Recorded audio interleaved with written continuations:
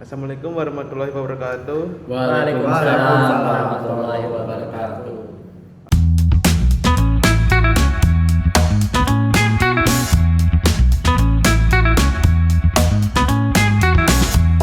Alhamdulillah saat ini kita sudah berada di awal tahun baru 1948 Hijriah.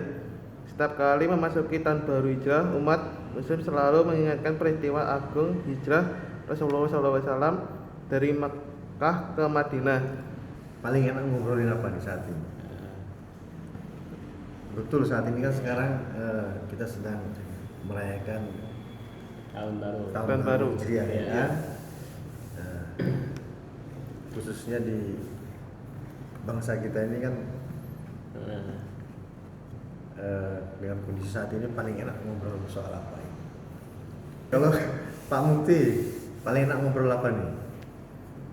Kalau saya sih Mas Suda, satu lebih cocok ke demo mahasiswa. Oh, demo mahasiswa kemarin ya. Kemarin Sampai saat kami ini kan kayaknya sekarang masih ya. ada. Itu masakan. Iya betul. Ya, berarti itu yang kita bahas ya, Iya. tentang hijrah dan mahasiswa, Nah. ya, dan tuntutan perubahan, Betul, itu ya. ya. Oke, gitu, sepakat.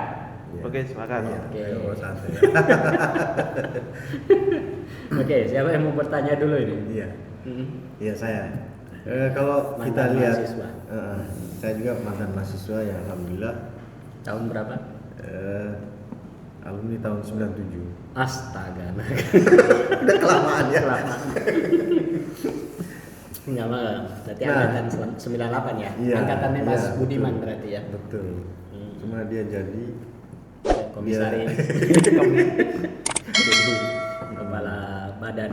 Nah, kalau kita lihat ini akhir-akhir ini mahasiswa demo, sebenarnya tuntutan mereka itu kan memang seolah-olah membela rakyat, ya kan? Tapi ada isu-isu juga katanya ada yang order, ya kan? Ada yang nunggangi. Ada yang nunggangi. Nah, ini kira-kira menurut Pak Suardi, Oh, saya langsung. iya, Oh. karena kalau di sini kan kita yang paling senior kan Pak Suardi ya. Tapi muka paling junior. Iya betul. Nah, melihat kondisi seperti itu, kira-kira apakah memang sebegitu narasinya? Iya. Iya, jadi memang ini menarik ya, bahwa kita sekarang kan berada di momentum tahun baru Islam ya, Iya. hijrah. Nah, hijrah itu kita pahami itu sebagai satu kondisi ya, perpindahan dari kehidupan yang tidak diatur oleh Islam menuju kepada kehidupan yang kemudian diatur dengan Islam ya. Makanya ini satu peristiwa atau satu momen sejarah yang itu kemudian mendasari penanggalan kalender di dalam Islam ya. Jadi peristiwa hijrah itu memang menjadi batas antara apa yang disebut dengan al-haq dengan al-batil ya, antara Islam dan selain Islam. Gitu. Nah, dan memang kalau kemudian dikontekskan dengan hari ini, maka seruan hijrah dari kehidupan yang sekarang established ke arah Islam itu semakin relevan ya. Karena apa? Karena banyaknya tuntutan-tuntutan untuk menjadikan kondisi agar negeri ini itu menjadi negeri yang baldatun thayyibatun warabun ghafur ya. Yang itu sekarang kelihatannya makin jauh ya dari kenyataan gitu ya. Nah, makanya kemudian itu direpresentasikan oleh misalnya protes-protes yang disuarakan oleh mahasiswa. Hanya saja kita bisa melihat bahwa tuntutan-tuntutan itu masih sifatnya itu artifisial kan, sifatnya hanya kebijakan ya, makanya tuntutannya perbaiki ekonomi ya, kemudian hentikan NBG ya, kemudian misalnya tuntutan agar Prabowo Gibran ya menyampaikan permintaan maaf ya. Nah, jadi itu kan tuntutan-tuntutan yang artifisial yang dalam perspektif kita itu belum menyentuh pada akar persoalan ya. Kalau kita kaitkan dengan hijrah tadi ya, paling tidak kita membayangkan bahwa dari tuntutan itu misalnya ada seruan ganti sistem, nah, gitu ya. Hijrah juga itu. Hijrah juga itu, paling tidak itu Hijrah yang sistem ya. hijrah sistem gitu kan. Hijrah sistem. Nah, itu yang sepertinya masih belum menonjol kan, masih belum mengemuka gitu. Ya itu yang saya lihat, dan yang ya kurang lebih mirip-mirip dengan peristiwa tahun 98 di mana kita juga mengalami fase reformasi kan. Nah, makanya dulu orang sebetulnya di tahun 98 itu memang terpecah menjadi dua. Ada yang menuntut sebatas reformasi ya. Reformasi yang artinya perubahan itu hanya terjadi secara parsial, walaupun juga ada tuntutan yang sifatnya lebih lebih ideologis ya, lebih menyeluruh ya, tuntutan revolusi gitu. Tapi revolusi ini tidak diambil ya karena berhitung kan secara kos, korban dan sebagainya, sehingga kemudian itu tidak dilakukan ya. Nah, sehingga akhirnya ya kelihatannya sekarang para pengamat teori perubahan menyimpulkan bahwa sebetulnya kita ini sideback ya. Sideback ya. Kalau kelihatannya seperti melangkah, tapi melangkahnya membentuk letter U. Jadi ya kan, kembali ke titik yang titik semula tapi di posisi yang berbeda. Titik semula tapi di posisi yang berbeda gitu ya. Jadi kalau dulu katanya dari orde reformasi, dari orde otoritarian, kemudian menghasilkan pemilu yang demokratis ya, pengambilan suara yang demokratis ya. Tapi sekarang orang membaca sepertinya mau balik lagi dari keputusan yang demokratis itu menghasilkan kepemimpinan yang mengarah juga kepada otoritarian gitu. Jadi ya kembali lagi ke titik yang sama di tempat yang berbeda gitu. Ya emang kalau kita lihat itu kan kalau bangsa ini kan hijrah dari orde lama ke orde baru, dari orde baru hijrah ke reformasi. Tapi reformasi banyak yang bilang jadi reformasi. Ya kan, banyak ada perubahan tapi malah tambah parah. Nah kalau Mas Bagus nih ya kan, sebagai mahasiswa ya kan, sebenarnya kan kita itu kan masing-masing kita itu kan sebenarnya mengalami hijrah juga sebenarnya masing-masing pribadi. Nah kalau dari Mas Bagus sendiri mungkin pernah mengalami hijrah yang versi jenengan lah. Kalau hanya ganti profil itu bukan hijrah itu. Ganti profil status. Itu nggak ada perubahan. Tapi paling tidak pernah hijrah. Hijrah dari SMA ke mahasiswa. Ya itu pernah itu. Apa bedanya? Setelah jadi mahasiswa. Iya, betul. Dan dibanding dengan dulu. Nah. Kalau perbedaan itu masih ada ya. Dari SMA ke mahasiswa ya cukup dulu ya hijrahnya sangat Dulu disuapin. masih bingung juga Pak. Dulu kuliahnya juga masih bingung mencari kampus yang mana enak untuk kuliah. Akhirnya ya saya kepikiran di Umar aja. Kalau di Polda saya nggak keterima waktu dulu. Oh gitu ya. Iya, nggak lolos tes sama nilai rapor.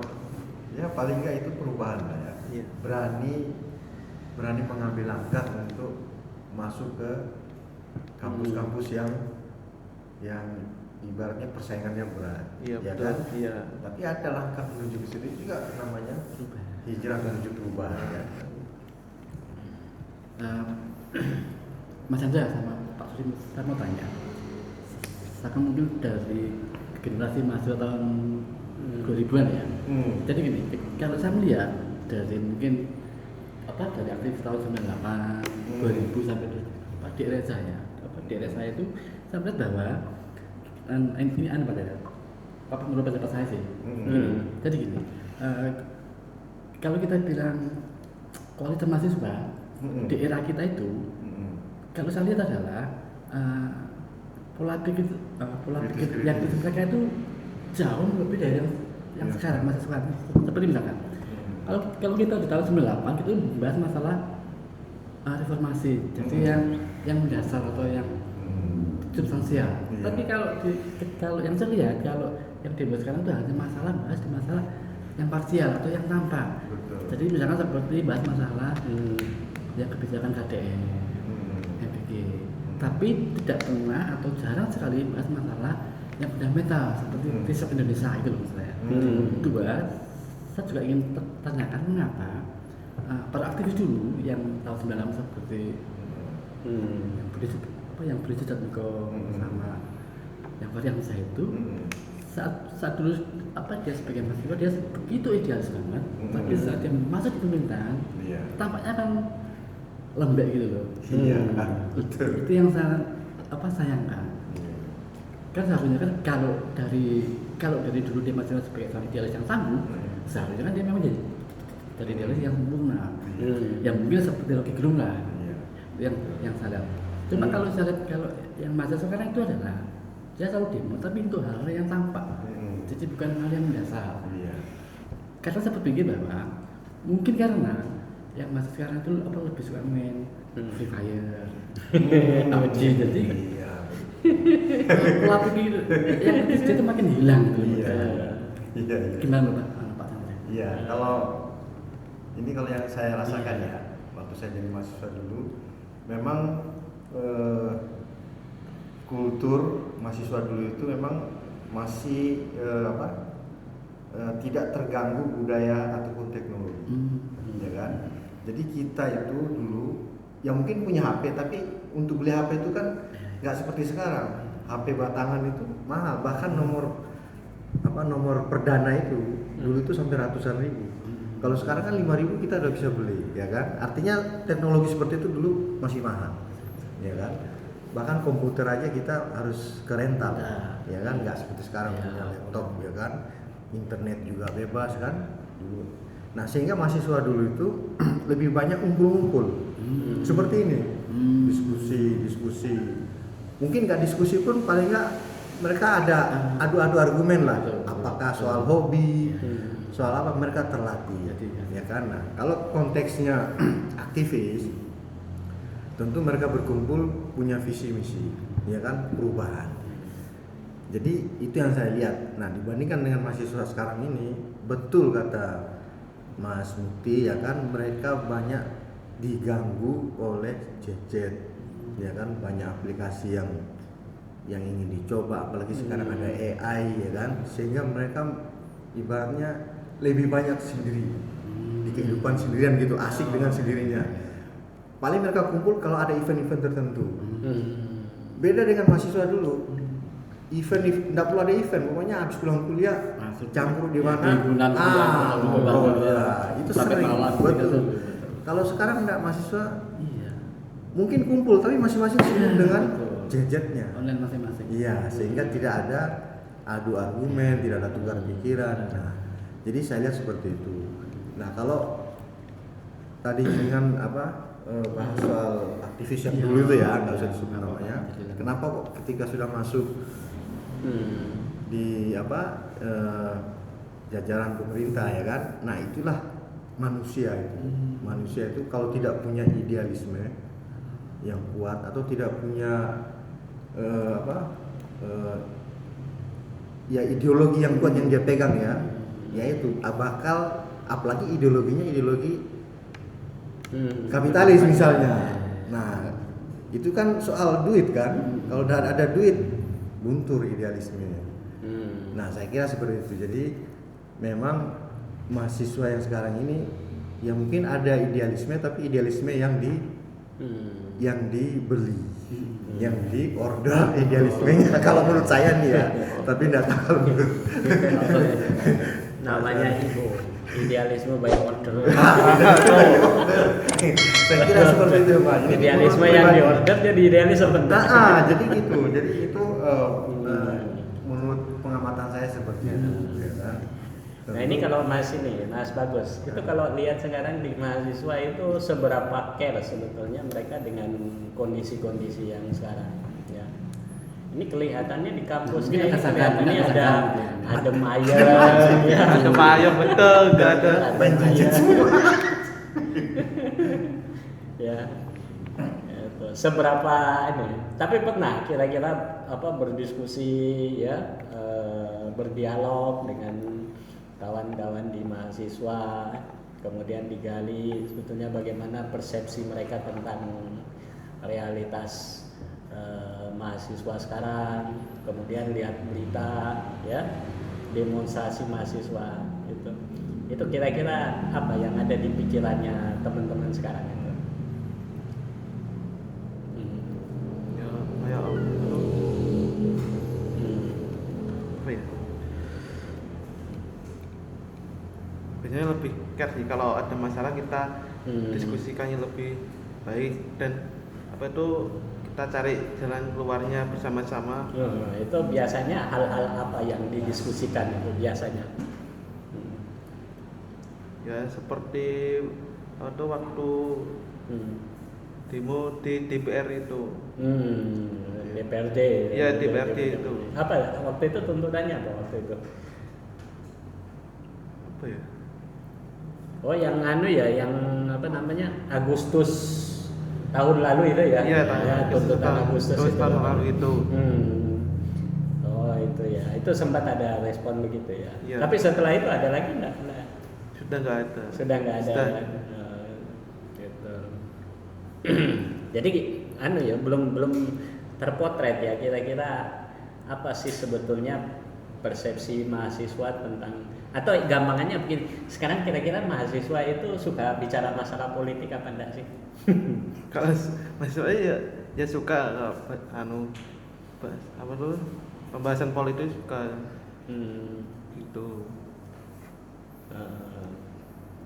Tapi ada tapinya nggak? Tapi dalam hati. Dalam hati. Tapi kalau Atau kira-kira mungkin yang banyak dibahas teman-teman memahami politik itu adalah politik yang dalam kalau berkaitan dengan dirinya ya. Iya. Misalnya SPP-nya naik. ya Nah, itu protes ya. Kemudian MBG dapat nggak? kalau mahasiswa nggak dapat, Nggak dapat. Nggak protes juga. hanya protes harusnya. Nggak protes. Kan nggak adil itu. Nggak adil ya. Nggak adil. Kalau kan dari SD sampai SMA kan dapat MBG. Nah. Terus kalau mahasiswa kan nggak dapat, kenapa gitu kan? Ya. Karena ada mahalnya itu. Iya. Atau mungkin gini, karena kalau dikasih pun juga tetap dia protes. Iya. Makanannya nggak enak. Iya betul. Makanannya nggak enak. Kan harganya 15.000. Ya. Kalau anak-anak SMP, SMA jarang kan ada yang protes-protes. Iya, gitu. betul. Makanya Kena dulu ada. racun juga nggak protes. Kita aja juga nggak protes. Makanya dulu itu di tempat saya itu ada rektor, ya. Di daerah lain itu ada rektor. Itu dia protes sama mahasiswanya. Lah, Anda ini setiap mau aksi mesti order konsumsi, ya. Ya. Itu ke istri saya, tapi setelah itu dipakai buat demo saya di kampus. Aduh. Sudahlah dikasih makan kok masih tetap ada protes gitu ya. Ya itulah mahasiswa kita ya. Ya betul. Gitu. Nah ya, tapi ini menarik tadi yang ditanyakan itu ya. Nah, jadi kalau saya kembali lagi ke yang saya sebutkan di awal, cenderung pragmatis. Nah memang pragmatis atau parsialistik ya. Sebetulnya ide tentang pragmatis itu kan munculnya dari Barat, ya. Ide tentang pragmatisme muncul dari Barat. Lawan dari pragmatis itu kan idealisme, ya. Nah, pragmatis itu dia berusaha ya untuk mengkompromikan antara berbagai macam idealisme dari masing-masing untuk kemudian bisa ketemu di titik tengah ya. Jadi masing-masing harus menurunkan level idealismenya ya. Level idealisme untuk kemudian bisa menerima pandangan ya hampir sama juga dengan konsep jalan tengah ya. Gitu. Nah, padahal sebenarnya kalau kita bicara dalam konteks ideologis ya atau idealisme itu kan aktivitas, kalau kita sederhanakan itu aktivitas akal ya. Akal artinya mencurahkan segenap kemampuan berpikirnya untuk menemukan ya, membongkar ya katakanlah tadi ya kekeliruan, kesalahan ya sampai pada level yang paling fundamental ya. Kemudian di sisi lain dia memeras ya kemampuan berpikirnya untuk menemukan konsep yang baik untuk mengatur masyarakat gitu ya. Baik konsep ekonomi, konsep sosial, konsep politik, konsep hukum ya. Nah, itu wilayah idealis itu. Tetapi dengan sikap pragmatisme itu sebetulnya sudah menggeser dari aktivitas berpikir akal tadi itu kepada aktivitas yang kalau kita sebut atau sering kita kaji itu aktivitas untuk pemenuhan naluri dan hajatul uluhiyah ya. Akhirnya yang terjadi itu ya transaksi kekuasaan ya, siapa mendapatkan apa di mana ya, walaupun kadang ini dibungkus dengan bahasa yang tadi kita sebut ingin merubah dari dalam ya kan, ingin memperbaiki dari dalam. Nah, ternyata kalau pragmatisme atau parsial maupun yang idealis tadi itu sebetulnya berangkat dari titik yang sama sebetulnya, sama-sama ingin melakukan perubahan ya.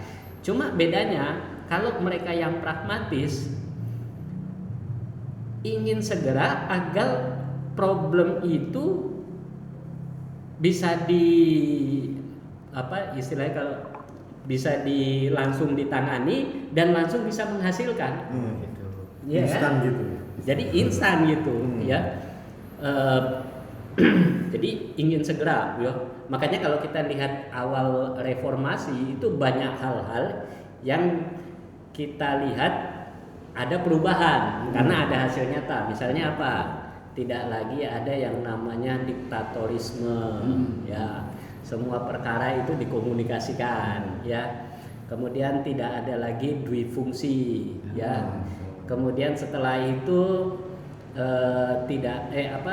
mulai dibangun atau dibentuk lembaga-lembaga demokratis ya, seperti hal yang paling fundamental di zaman Orde Baru itu munculnya lembaga konstitusional namanya Mahkamah Konstitusi.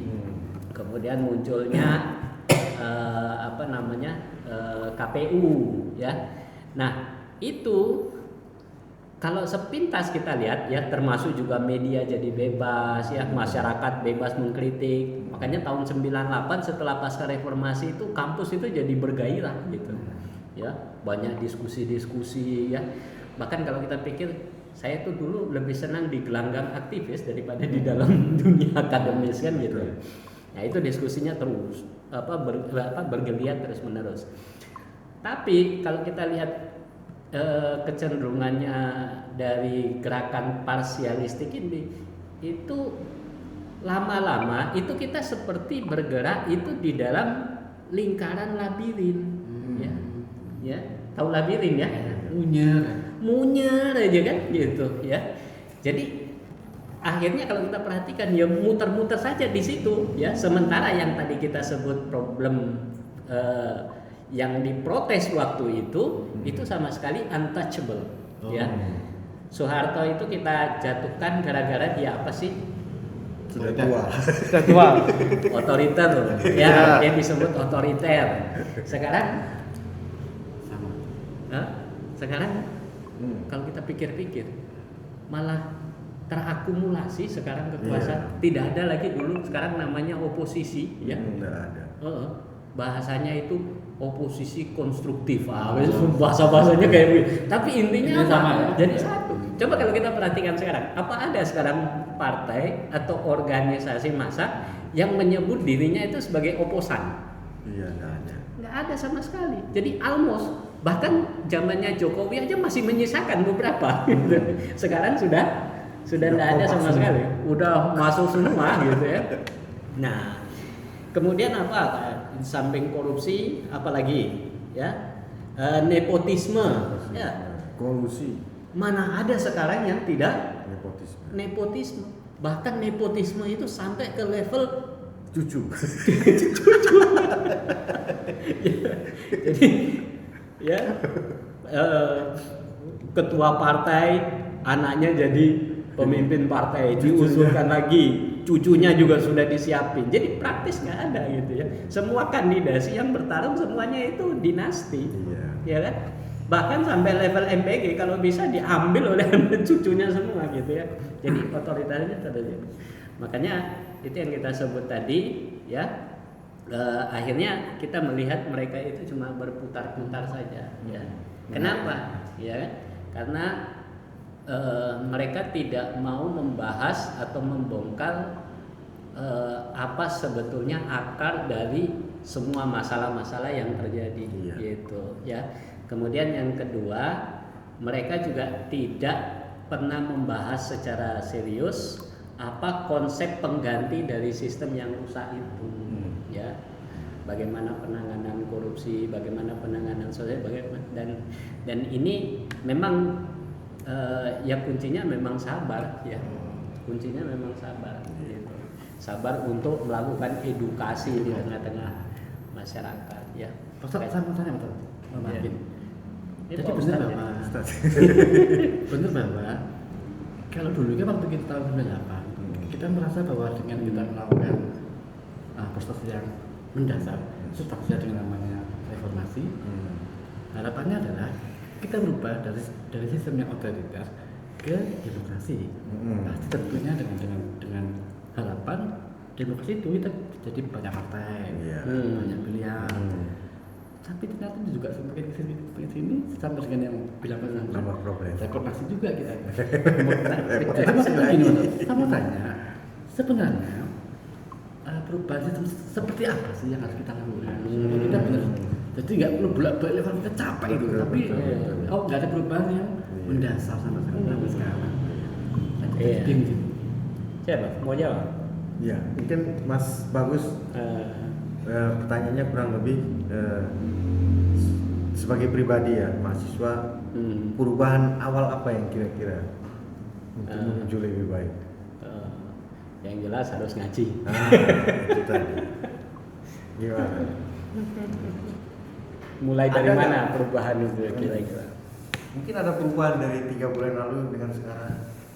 Ada nggak perubahan yang ke arah positif? Apa ya perubahannya? Dulu nggak ngaji, sekarang ngaji. Perubahan juga. Iya. Itu Perubahan. hijrah itu. Hijrah. Iya, itu hijrah. Nah itu bisa diungkapkan ya kan, hal-hal semacam itu juga, walaupun kecil tapi perubahannya luar biasa. Perubahan yang sifatnya individual ya. Iya, individual. Ya. Gimana? Apa kira-kira? Ada tambahan lagi, perubahan apa lagi? Bingung. Masih bingung. Atau ada yang mau kamu tanyakan deh ke Iya. teman-teman kira-kira? Iya, ini ada bertiga nih. Ada Mau bertiga. ditanya Apa aja silakan. Soal mata kuliah juga boleh.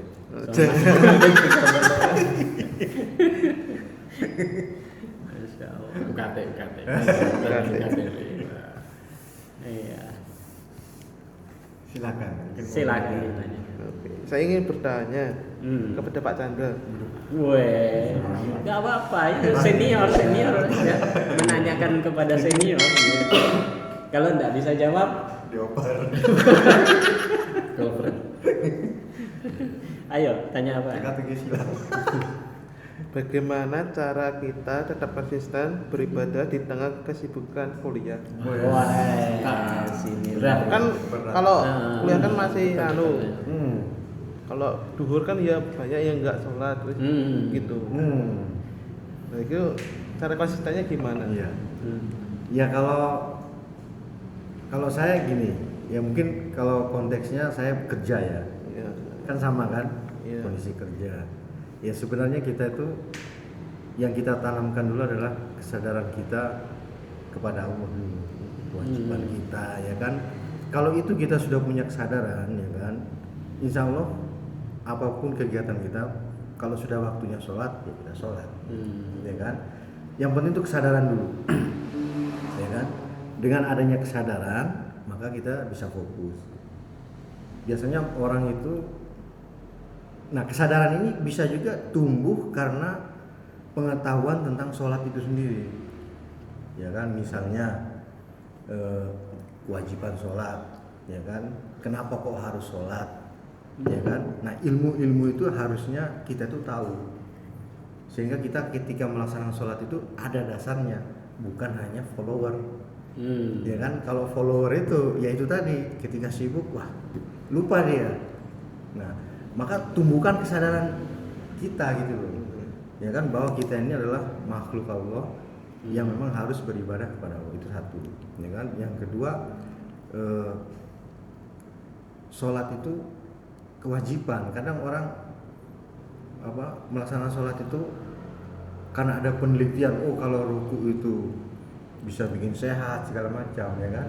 Jangan itu motivasinya. Ya kan, jangan itu motivasinya.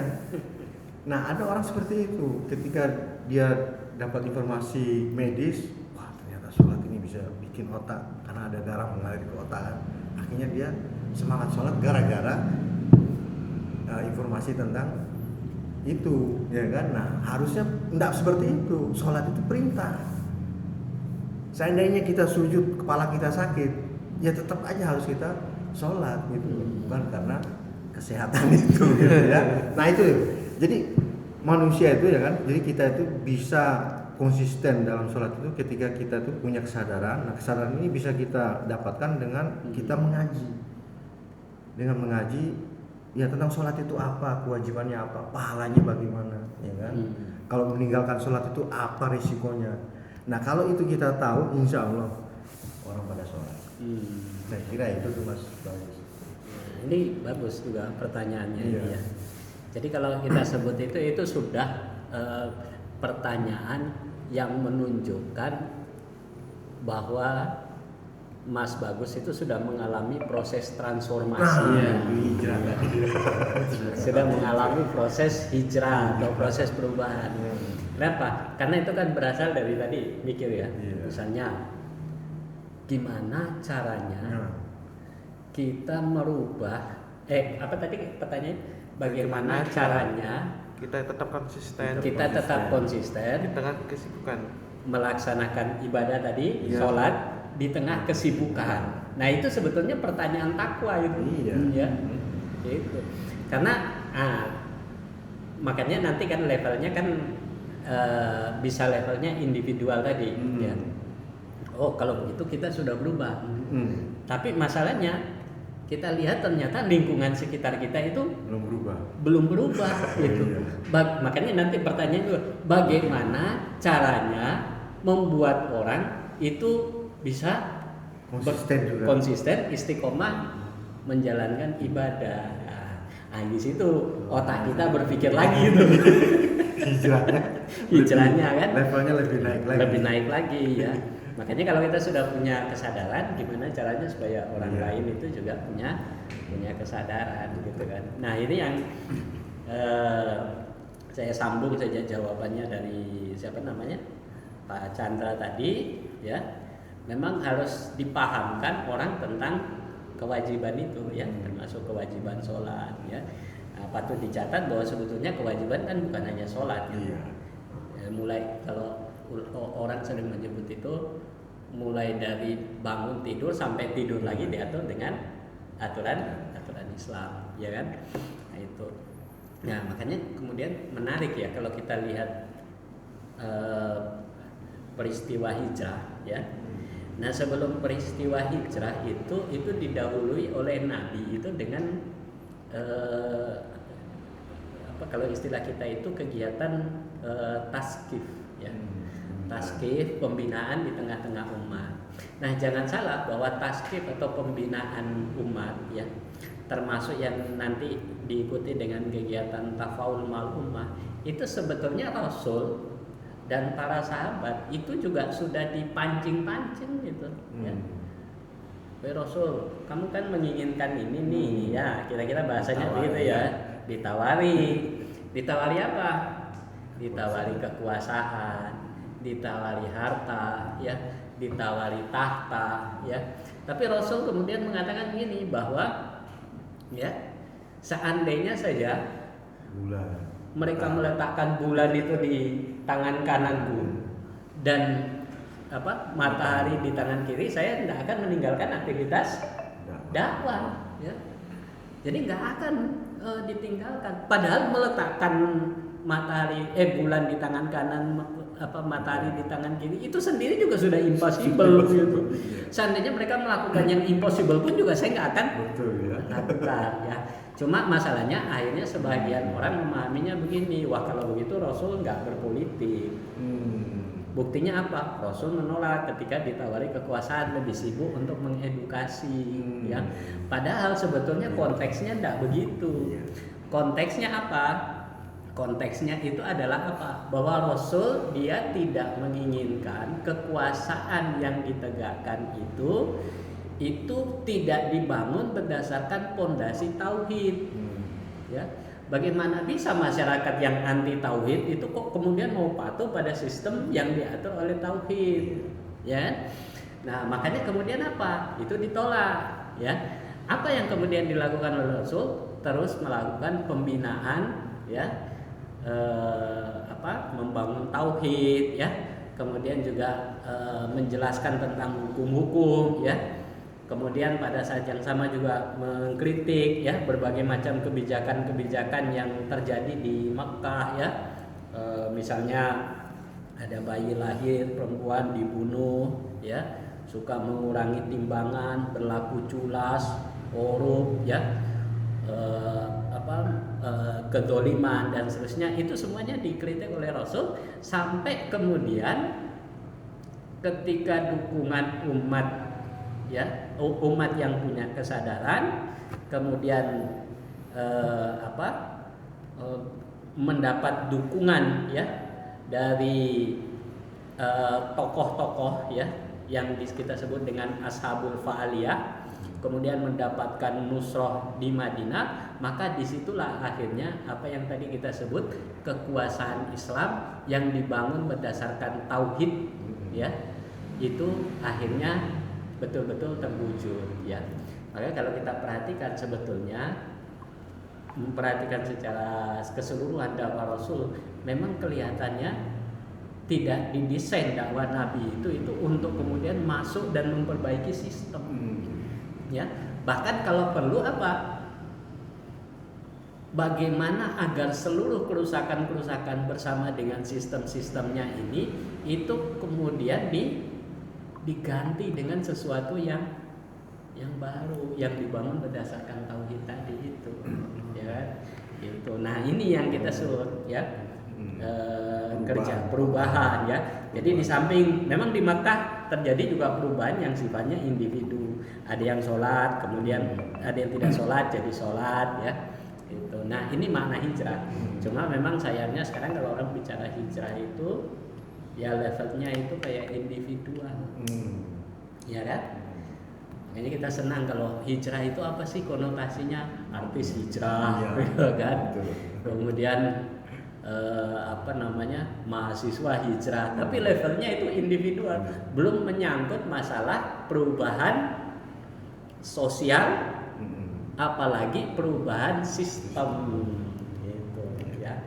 Nah karena itu ini yang harus memang kalau bahasa kita itu memang harus berpikir keras, berpikir serius ya untuk mewujudkan sistem itu sampai kemudian terbentuk makna hijrah yang hakiki. Apa artinya hijrah yang hakiki itu? Al-intiqal min biladi darul kufri ila daril Islam gitu. Jadi berpindah dari min biladil kufri ila daril Islam, dari negeri yang diatur dengan aturan-aturan kufur menuju kepada negeri yang diatur dengan aturan Islam. Sama tanya lagi. Tadi Masih ada lagi. Kayaknya sudah closing statement. itu kan. Ya ada gini. Mengenai makna kesadaran. Jadi kita bilang bahwa kalau kita sadar dengan Allah, pasti tentunya kita akan paham mengenai hukum-hukum atau perintah Allah. Yang mana dicapai oleh Mas Agus seperti sholat, puasa, ngaji. Yang itu pastinya kan yang bersifat adalah individual. Dan beliau bilang bahwa mengenai sholat, puasa, zakat dan sebagainya itu masih banyak yang tidak melakukan. Berarti Mas kita bilang kalau kita pakai matematika ya sekitar 60% itu tidak sholat dan sebagainya ya. Tapi benar juga bahwa apa yang kita bersama Pak Suhardi, bahwa Islam itu mengatur dari kita bangun sampai kita tidur lagi. Otomatis kita itu kan tidak se-24 kita tidak selalu di rumah toh. Maksudnya hanya doanya masalah sholat, masalah puasa. Tapi kan kita pasti akan keluar rumah muamalah dan berada dengan orang lain. Ya. Yang saya tahu, yang pernah saya baca itu kalau di dalam Al-Quran itu kan itu ada perintah mengenai misalkan nih, mengenai potong tangan, hukum zina, hukum dan sebagainya belajar. Kalau kita bahas tadi, kalau sholat aja kita tuh sebagai kaum muslim yang sifatnya individu, kita tuh ya mungkin kita hanya 40% yang sholat. Tapi kalau kita lihat mengenai fakta mengenai apa yang perintah untuk yang berzina dihukum, jadi saya yakin sampai sekarang juga masih 0%. Itu masa gini, saya bingung bahwa itu status hukumnya itu apakah sunnah karena kita sampai sekarang juga nggak ada yang merintahkan melakukan itu, atau mubah, atau mungkin kita yang sudah jauh dari agama kita. Saya ingin tanyakan berat ini. Bapaknya Ini bisa tiga pertemuan. Ya, ini baru selesai bahas itu. Tapi kenapa bagus itu ya? Ya ini kalau saya secara level rendah pemahaman ya, artinya begini. Itu kan sudah ngomong praktis ya, hukum praktis ya kan. Nah, masalahnya hukum praktis itu seperti potong tangan itu tidak bisa dijalankan kalau tidak ada institusinya. Ya, harus ada kekuasaan Islam yang bisa menerapkan itu. Jadi tidak bisa ujuk-ujuk misalnya Pak Mufti lihat tetangganya curi langsung ditangkap dibawa ke masjid potong tangannya, tidak bisa, malah jenengan yang di penjara gara-gara itu.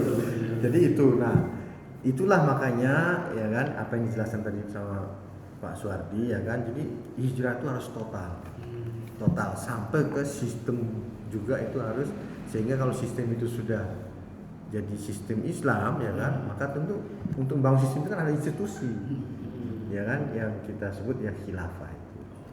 Nah itu baru bisa menerapkan ya kan.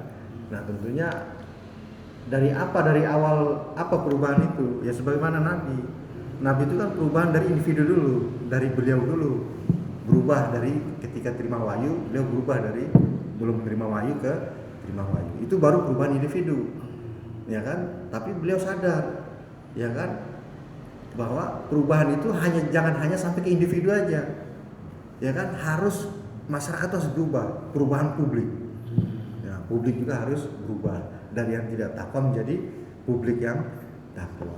Nah itu makanya ada proses seperti yang dikatakan Pak Suhardi, ada pembinaan ya kan, segala macam itu. Nah itu tentu butuh proses, butuh effort ya kan. Nah begitu juga kita nih, saya misalnya sudah berubah, sudah ngaji, jangan puas dengan diri sendiri, ayo ngajak orang gitu loh.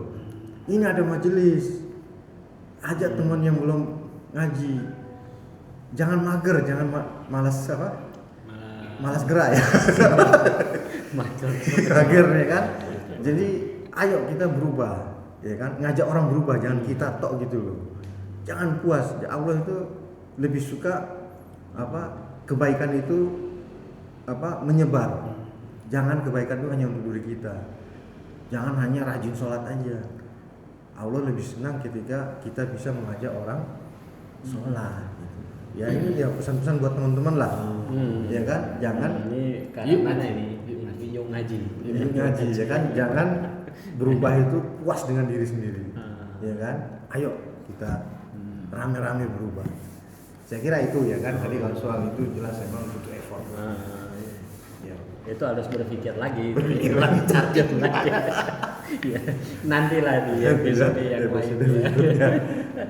Tapi yang itu ya sudah tergambar bahwa memang yang namanya hijrah itu berpindah dari ini. Nah, bagaimana berpindahnya? Itu ada proses ya kan, ada tahapannya, apa yang perlu dilaksanakan dulu, yang dikerjakan dulu apa dan seterusnya. Yang jelas orang itu harus dikasih pemahaman dulu yang namanya hijrah itu konsepnya itu ada dua, pindah dari dan masuk ke gitu ya. Jadi jangan sampai kita itu sebenarnya baru berpindah tapi belum masuk ke Pindah doang. hanya berpindah doang ya. Kemana nih kita? Mau kemana nih kita nih ya? Ngapain? Jadi jangan-jangan kita sudah pindah pindah diam baik. masih di tempat yang sama gitu, cuma beda kamar gitu kan gitu. Nah ini yang kemudian penting, karena itu memang kita harus mengedukasi termasuk juga ya, kepada mahasiswa ya sebagai agen intelektual ya. Jadi memang perubahan itu memang mayoritas didorong oleh kalangan-kalangan intelektual, orang muda ya. Siapa? Yaitu mahasiswa itu. Gitu. Maka sarannya ya ya pelajari, pahami ya. Kemudian amalkan, dakwahkan ya. Insya Allah nanti kita akan sampai di satu titik perubahan itu akan terjadi ya gitu. Closing ya. Monggo silakan Mas Anu. Apa pesan-pesannya untuk mahasiswa? Tetap bergerak. Kalau sebagai mahasiswa ya harus konsisten. Satu, Terus harus ya kalau waktunya sholat juga sholat. siap. Dua, Terus kita harus fokus agar tidak terbuang waktu sia-sia. ya, betul, maksimalkan waktu. Nah, kalau wae organisasi ya harus tepat apa itu bisa dijadwalkan gitu.